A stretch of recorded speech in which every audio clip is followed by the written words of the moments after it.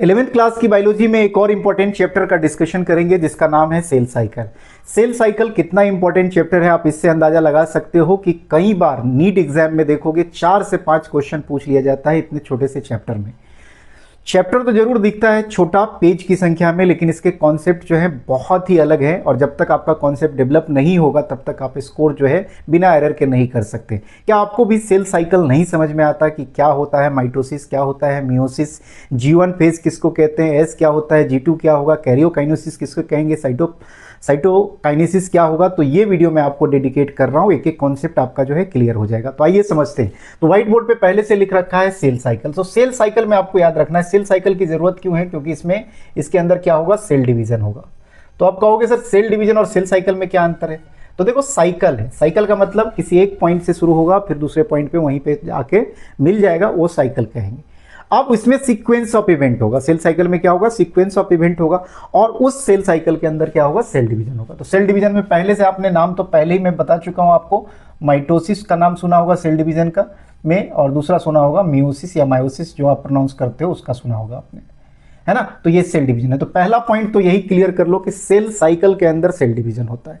अब cell cycle की जरूरत क्यों होती है, तो एक सेल से दूसरा सेल बनाना पड़ता है, एक सेल से दूसरा सेल अगर बनेगा, डॉटर सेल बनेगा, तो हमें सेल डिवीजन का सहारा लेना होगा। और उस सेल डिवीजन में कौन कौन सा स्टेप होता है वो पूरा साइकिल के थ्रू जो है उसको रिप्रेजेंट किया जाता है। आई होप कि इतना क्लियर हो गया।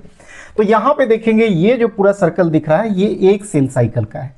तो सेल साइकिल में देखिए क्या है, तो सेल साइकिल में अगर देखा जाए तो इसमें दो इंपॉर्टेंट फेज होता है। एक फेज जो इसमें देखेंगे उसको कहेंगे हम लोग इंटरफेज। तो यहां पे लिख देता हूं इंटरफेज, जिसको आप रेस्टिंग फेज भी कहते हैं। तो इसको क्या कहते हैं, रेस्टिंग फेज, रेस्टिंग फेज। तो रेस्टिंग फेज। दूसरा जो है आप कहेंगे एम या इसी को कहो माइटोसिस। तो यहां पे लिख दिया माइटोसिस और इसको कहेंगे हम लोग क्या, फेज। तो यही दो फेज होता है। अब किसी सेल में इंटरफेज जो रेस्टिंग फेज है ये देखोगे 95% ऑफ द टाइम जो होता है सेल किस में बिताएगा, रेस्टिंग फेज में। केवल 5% जो है किस में बिताएगा, आपको एम फेज में। अगर देखा जाए, अगर ह्यूमन सेल का बात करें तो ह्यूमन सेल में जो है सेल साइकिल, ह्यूमन सेल में देखेंगे ह्यूमन सेल का ह्यूमन सेल जो है इसका सेल साइकिल 24 आवर्स का होता है। तो यहां पे लिख देता हूं कितना, 24 आवर्स। इस 24 आवर्स में से सिर्फ 1 आवर जो है, 1 घंटा जो है बिताता है किसमें, माइटोसिस एम फेज में। अब माइटोसिस में देखिए तो माइटोसिस में क्या है, तो माइटोसिस में देखिए यहां पे दो डिवीजन होता है, इसको याद रखेंगे। एक को कहेंगे पहला स्टेप होगा, पहली जो स्टार्ट होता है कैरियोकाइनेसिस, कैरियोकाइनेसिस। तो यहां पे लिख दिया कैरियोकाइनेसिस। और दूसरा होता है साइटोकाइनेसिस, साइटोकाइनेसिस। क्या मतलब होगा कैरियोकाइनेसिस का, कैरियोकाइनेसिस का मतलब होगा, कैरियोन मतलब क्या होता है, न्यूक्लियस। तो यहां पे होगा न्यूक्लियस डिवीजन। तो यहां पे लिख दिया न्यूक्लियस। और इसका क्या होगा, साइटोप्लाज्मिक डिवीजन, साइटोप्लाज्मिक डिवीजन। तो इसको साइटोप्लाज्मिक डिवीजन लिख दिया मैंने। आई होप कितना क्लियर होगा। वहीं दूसरी तरफ इंटरफेज को देखेंगे तो इंटरफेज में भी जो है उसमें भी 3 फेज से मिलकर जो है इंटरफेज भी बना है। कौन कौन सा, G1, अभी सबको दिखाऊंगा मैं आपको, अभी समझ लीजिए G1, दूसरा है S और तीसरा क्या है, G2।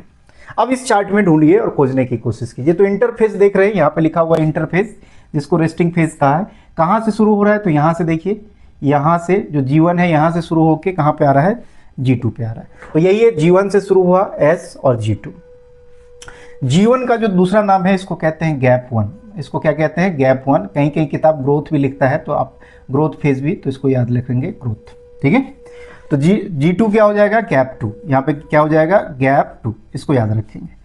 तो आप क्या देख रहे हो कि इंटरफेज में तो आपको दिख गया G1, S और G2। उसके बाद आप यहाँ पे देख रहे हो एम फेज, जिसको हमने कहा माइटोसिस फेज। यहाँ पे देख रहे हो एम फेज, इसमें दो है, एक है आपका कैरियोकाइनेसिस और दूसरा है साइटोकाइनेसिस। तो साइटोकाइनेसिस वाला देखिए यहाँ पे, साइटोकाइनेसिस वाला ये वाला फेज है ना। तो यहाँ पे देख रहे हैं, ये जो देख रहे हैं ये वाला पार्ट जो प्रोफेज, मेटाफेज, एनाफेज और टीलोफेज, ये जो 4 देख रहे हैं ये किसके अंतर्गत आ रहा है, कैरियोकाइनेसिस। तो यहाँ पे लिख देता हूँ कैरियोकाइनेसिस। और उसके तुरंत बाद क्या होता है, उसके बाद देखेंगे साइटोकाइनेसिस। तो जब साइटोकाइनेसिस होगा तो 2 डॉटर सेल जो है बन जाता है। आप हमेशा याद रखेंगे कि सबसे पहले जो है कैरियोकाइनेसिस होगा, उसके बाद ही साइटोकाइनेसिस होगा। मतलब न्यूक्लियर डिवीजन के बाद ही क्या होगा, साइटोप्लाज्मिक डिवीजन होगा। इस बात को आपको याद रखना है। तो आइए समझते हैं एक एक करके कि गैप 1 में क्या होता है। तो गैप 1 में क्या होता है, सेल का क्या होगा, ग्रोथ होगा, इसमें ग्रोथ होता है, इसीलिए इसको ग्रोथ फेज भी कहते हैं, ग्रोथ कहते हैं। एस फेज में कई बार क्वेश्चन आया है, तो आपको अभी मोटा मोटा क्या समझ लेना है, एस फेज में क्या होता है, इसको कहते हैं सिंथेसिस फेज। सिंथेसिस इसको फेज कहते हैं। तो सिंथेसिस फेज में क्या होगा, डीएनए का सिंथेसिस होगा, डीएनए का क्या होगा, सिंथेसिस होगा, या कह लो कि डीएनए का रेप्लिकेशन होता है, डीएनए रेप्लिकेशन। डीएनए रेप्लिकेशन किसको कहते हैं, तो डीएनए रेप्लिकेशन कहेंगे जब डीएनए से डीएनए बनता है, तो उस प्रोसेस को क्या कहते हैं हम लोग, रेप्लिकेशन, जिसमें सिंथेसिस होगा।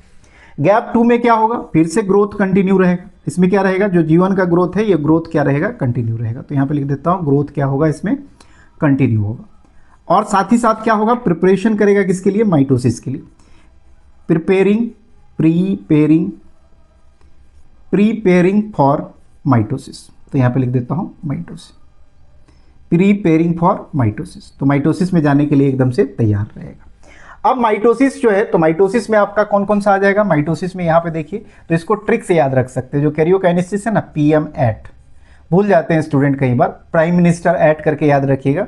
पी से आपका हो गया प्रोफेज, एम से हो गया मेटाफेज, ए से हो गया एनाफेज, और टी से क्या हो गया, टीलोफेज। तो इसको आप ऐसे करके याद रख सकते हो, और उसके बाद क्या होगा, साइटोकाइनेसिस होगा। अब एक और इंपॉर्टेंट कॉन्सेप्ट देखिए, एनसीईआरटी में देखेंगे, वो कहीं कहीं लिखा होगा G0 स्टेज। अब ये क्या होता है G0 स्टेज, तो कुछ सेल जो हमारे बॉडी में, जैसे ह्यूमन केस में ले लें हार्ट सेल, तो हार्ट एडल्ट सेल जो है, हार्ट सेल्स एडल्ट्स में क्या है, ये डू नॉट डिवाइड, ये डिवाइड नहीं करता है, डू नॉट डिवाइड। या कुछ सेल ले लें, जैसे आपका है लीवर सेल्स, इसमें मान लो कि कहीं इंज्यूरी हो गया है ना, कोई क्षति पहुंच गया, और उसका जो है या सेल जो है डेथ हो गया, तो वहां पे जो है उसको रिक्वायरमेंट नहीं होती है डिवीजन का। तो उस केस में क्या करता है, ये जो है G1 फेज से GN फेज को जो है एग्जिट कर जाता है, बाहर निकल जाता है, और वो चला जाता है एक इनएक्टिव स्टेज में, जिसको क्या कहते हैं, G0, जिसको टेक्निकल नाम याद रखेंगे क्विसेंट फेज या स्टेज को। इसमें क्वेश्चन आता है कि इसमें ये जो होता है मेटाबॉलिकली एक्टिव रहता है, ये इस स्टेज में क्या रहता है, मेटाबॉलिकली एक्टिव रहेगा, याद रखेंगे मेटाबॉलिकली क्या होगा, ये कौन सा स्टेज है, एक्टिव है, लेकिन ये सोया रहेगा, लेकिन ओवरऑल क्या रहेगा, सोया रहेगा। मतलब ऐसा सब समझो ना कि आपकी बॉडी है, आप उठ बैठ नहीं सकते, बस आपका सांस चल रहा है, मतलब जब रिक्वायरमेंट होगी तब जाके कुछ होगा, नहीं रिक्वायरमेंट है तो ये क्या है, एकदम से इनएक्टिव स्टेज में रहेगा। लेकिन मेटाबॉलिकली क्या होगा, ये एक्टिव होगा। इसके मेटाबॉलिक मतलब क्या होता है, मेटाबॉलिक रिएक्शन किसको कहते हैं, the sum of all the chemical reaction inside the body, और मेटाबॉलिज्म बराबर क्या होता है, कैटाबॉलिज्म प्लस एनाबॉलिज्म। ये पहले से भी कॉन्सेप्ट जानते होंगे। तो ये कई बार ये नीट में पूछा हुआ क्वेश्चन है, इसको जो है याद रखिएगा। तो इतना आपको याद रखना है किसमें, सेल साइकिल में। तो ये हो गया आपका सेल साइकिल। अब ये जो माइटोसिस होगा, तो आप जानते हो कि माइटोसिस जो है कौन सा डिवीजन होता है, इक्वेशनल डिवीजन होता है, इक्वेशनल डिवीजन होगा, तो इक्वेशनल डिवीजन कहने का मतलब, मान लीजिए एक डॉटर सेल है, और अगर इसमें माइटोसिस होगा तो किसमें होगा, आइडेंटिकल 2 डॉटर सेल बनेगा। तो मान लीजिए यहाँ पे अगर डिप्लॉइड है, तो ये भी क्या होगा, डिप्लॉइड होगा, और ये भी क्या होगा, डिप्लॉइड होगा। अब एक क्वेश्चन पूछता है एस फेज में पूछता है कि डीएनए का रेप्लिकेशन हो रहा है, तो क्या क्रोमोसोम भी डबल होगा। याद रखना है आपको, क्रोमोसोम डबल नहीं होगा। मान लीजिए कि डीएनए जो है ये 2C है, क्या है, इसकी क्वांटिटी 2C है, तो ये क्या हो जाएगा डीएनए रेप्लिकेशन में 4C। लेकिन अगर मान लो कोई सेल जो है डिप्लॉइड है, तो डिप्लॉइड है तो टेट्राप्लॉइड नहीं होगा, ये 4N नहीं होगा, याद रखेंगे। तो क्रोमोसोम सेट जो है चेंज नहीं होता, सिर्फ डीएनए का क्वांटिटी जो है इसमें क्या होगा, चेंज होगा, इसको याद रखेंगे। अब समझ लेते हैं इसमें मियोसिस में, ये जिसको मायोसिस कहते हैं, मियोसिस। तो मियोसिस कहाँ पे होता है, तो सेक्सुअल रिप्रोडक्शन में आप देखेंगे मियोसिस जो है वहां पे उसका बहुत अच्छा रोल है। क्यों रोल है, सेक्सुअल रिप्रोडक्शन के लिए आपको क्या पता है कि 2 पेरेंट की जरूरत होती है, एक माता का, एक पिता का। तो यहां पे क्या होता है, देखोगे मियोसिस में गैमिट बनाने के लिए, गैमिट होने के बाद मतलब उसके मदर सेल में, सेक्सुअल रिप्रोडक्शन में मदर सेल में देखेंगे मियोसिस होने के बाद क्या बनता है, गैमिट बनता है। तो मान लो कि हैप्लॉइड बना, और फीमेल भी क्या हुआ, हैप्लॉइड बना, ये भी क्या है आपका हैप्लॉइड। तो दोनों का फ्यूजन होगा तो क्या होगा, जाइगोट बनेगा। आपने रिप्रोडक्शन में पढ़ा है, जाइगोट क्या होता है, डिप्लॉइड स्ट्रक्चर होता है। तो ये बनना है। अब मियोसिस जो है, मियोसिस एक स्टेप में नहीं होता है, जैसे माइटोसिस क्या हुआ, एक स्टेप में हुआ, मियोसिस 2 स्टेप में होता है। तो मियोसिस में लिखते हैं मियोसिस 1, इसमें लिखते हैं मियोसिस 1, मियोसिस यहाँ पे लिखेंगे फर्स्ट, और दूसरा होगा मियोसिस सेकंड, मियोसिस सेकंड, इसको याद रखें। अब मियोसिस फर्स्ट में क्या होगा, तो ये 4 तो होगा, प्रोफेज, मेटाफेज, एनाफेज, टीलोफेज। तो इसमें होगा प्रोफेज 1, उसके बाद होगा मेटाफेज 1, उसके बाद होगा एनाफेज 1, उसके बाद होगा टीलोफेज 1। अब बीच में जो है रुकेगा थोड़ा देर के लिए, इसको कहेंगे इंटरकाइनेसिस। क्या कहेंगे, इंटरकाइनेसिस। तो इसको याद रखेंगे, कॉन्सेप्ट में दे रहा हूँ सॉलिड वाला। और इसके बाद क्या होगा मियोसिस सेकंड, तो ये होगा प्रोफेज सेकंड, उसके बाद क्या होगा मेटाफेज सेकंड, उसके बाद है एनाफेज सेकंड, उसके बाद है टीलोफेज सेकंड।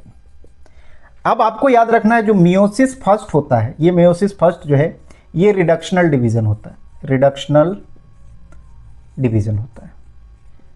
और मियोसिस सेकंड जो होता है ये आपका इक्वेशनल डिवीजन होता है।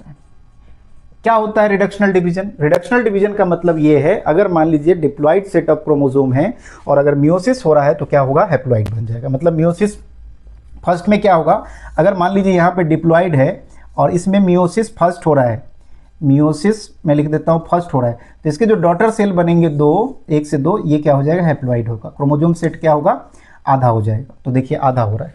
लेकिन अगर मियोसिस सेकंड हो रहा है, तो मान लीजिए डॉटर सेल यहाँ पे क्या है, डिप्लॉइड है, और इसमें देखो मियोसिस सेकंड होगा, मियोसिस सेकंड।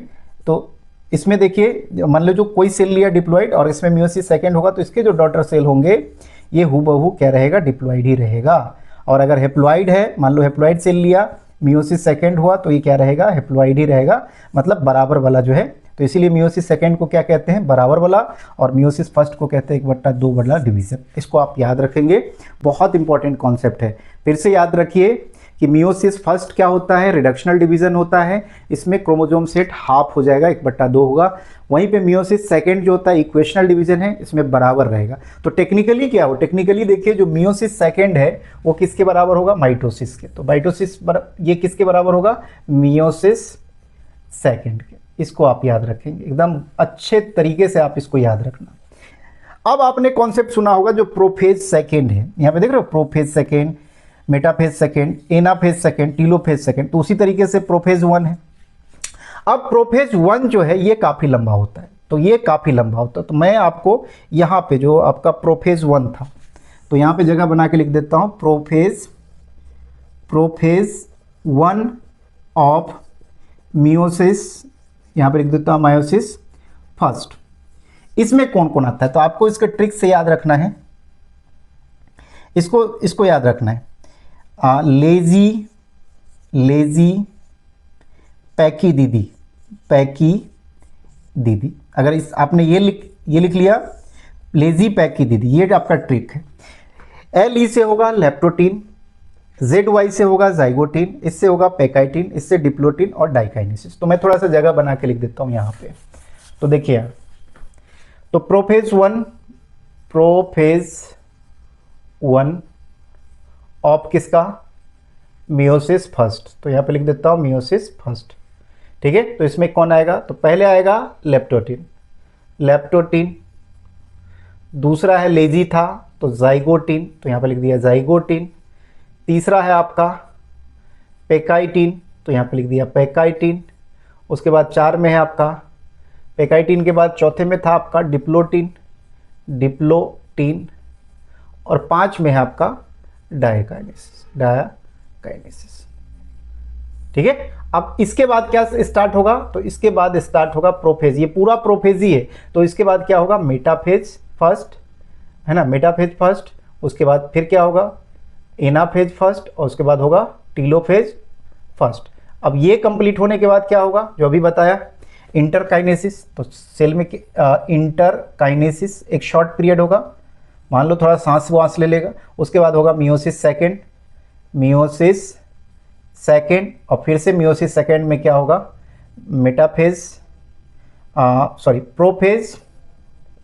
प्रोफेज सेकंड, ये वाला मेटाफेज सेकंड, एनाफेज सेकंड और टीलोफेज सेकंड, ये पूरा होगा। इस तरीके से क्या होगा, पूरा होगा।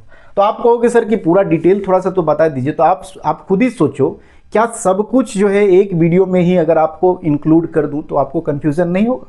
जैसे मैं बात करना चाहता हूं, अगर बात करें कि लेप्टोटीन में क्या होता है, तो यहाँ पे कंडेंसेशन होता है। इसमें क्या होगा, कंडेंसेशन ऑफ क्रोमेटिन फाइबर होता है, तो कंडेंसेशन हो गया, जिससे क्रोमोसोम जो है क्या होता है, वो कंडेंस होकर दिखने लगता है। उसके बाद जाइगोटीन है, तो जाइगोटीन में देखो साइनेप्सिस होता है, तो साइनेप्सिस जो है जाइगोटीन में होता है। पैकाइटिन में जानते हैं क्रॉसिंग ओवर होता है, तो यही कई बार क्वेश्चन पूछता है, तो पैकाइटिन में क्या होता है, क्रॉसिंग ओवर होता है, क्रॉसिंग ओवर। डिप्लोटीन में क्या होता है, तो डिप्लोटीन में देखेंगे, तो डिप्लोटीन में यहाँ लिख देता हूँ, डिप्लोटीन में क्या होता है, कायस्माटा का फॉर्मेशन होता है, कायस्माटा का फॉर्मेशन होता है, ये सब क्वेश्चन आता है। डाइकाइनेसिस में क्या होता है, तो टर्मिनेशन होता है कायस्माटा का, टर्मिनेशन ऑफ, नष्ट हो जाता है क्या, टर्मिनेशन ऑफ कायस्माटा, कायस्माटा। तो इतना सारा चीज होता है, तो सबको तो एक में नहीं किया जा सकता ना। तो इस वीडियो में मैंने क्या आपको देने का कोशिश किया कि सेल साइकिल आपको एग्जैक्टली समझाने का कोशिश किया कि सेल साइकिल का क्या क्या कंपोनेंट है। अब आपको समझ में आ गया कि सेल साइकिल का जो कंपोनेंट है उसमें आपको एक इंटरफेज है और दूसरा क्या है, एम फेज है। इंटरफेज में अब आपने देख लिया कि G1 है, S है और G2 है। एम फेज में आपने देखा कैरियोकाइनेसिस प्लस साइटोकाइनेसिस, तो कैरियोकाइनेसिस पहले होगा, तो आपका प्रोफेज, मेटाफेज, एनाफेज और टीलोफेज कैरियोकाइनेसिस में पढ़ा आपने, और साइटोकाइनेसिस उसके बाद होगा। अगर मान लीजिए किसी सेल को डिवाइड नहीं होना है, तो वो क्या करेगा, एग्जिट कर देगा G1 फेज को, और उस स्टेज को कहेंगे G0 स्टेज या क्यूसेंट स्टेज, जो इनएक्टिव स्टेज भी कहते हैं, लेकिन मेटाबॉलिकली क्या होता है, ये एक्टिव होता है। जैसे एग्जाम्पल दिया हार्ट। उसके बाद आपको बताया कि मायोसिस में याद रखना है कि मायोसिस 1 और 2 होता है, माइटोसिस तो सिर्फ 1 2 नहीं होता है यहाँ पे। तो मियोसिस 1 जो दिखा है ये रिडक्शनल डिवीजन होता है, क्रोमोसोम क्या होता है, हाफ हो जाता है सेट, और मियोसिस सेकंड जो है इक्वेशनल डिवीजन होता है, क्रोमोसोम का सेट इक्वल ही रहता है। अब जो आपका मियोसिस 1 है वो काफ़ी लेंदी होता है, क्योंकि प्रोफेज में आप देखिए यहाँ पे 5 स्टेज आ गया, लेप्टोटीन, जाइगोटीन, पैकाइटिन, डिप्लोटीन, डाइकाइनेसिस। आपको बताया लेप्टोटीन में क्या होता है, कंडेंसेशन होता है, जाइगोटीन में साइनेप्सिस होता है, पैकेटिन में क्रॉसिंग ओवर होता है, डिप्लोटीन में क्या होता है, आपको डिप्लोटीन में अभी बताया, पैकाइटिन के बाद बताया कायस्माटा का फॉर्मेशन होता है, डाइकाइनेसिस में क्या होता है, कायस्माटा का टर्मिनेशन हो जाता है। तो ये कॉन्सेप्ट पढ़ने के बाद अब आप एनसीईआरटी को उठा के पढ़ो, खुद ही पढ़ लो, को वीडियो की जरूरत ही नहीं पड़ेगी। कैसा लगा वीडियो कमेंट करके जरूर बताइएगा। चैनल पे नए हैं, चैनल को लाइक करें और हाँ सब्सक्राइब करना ना भूलें। इस तरह के कॉन्सेप्चुअल वीडियो का नोटिफिकेशन आपको मिलता रहेगा। Thank you so much for watching. Thank you.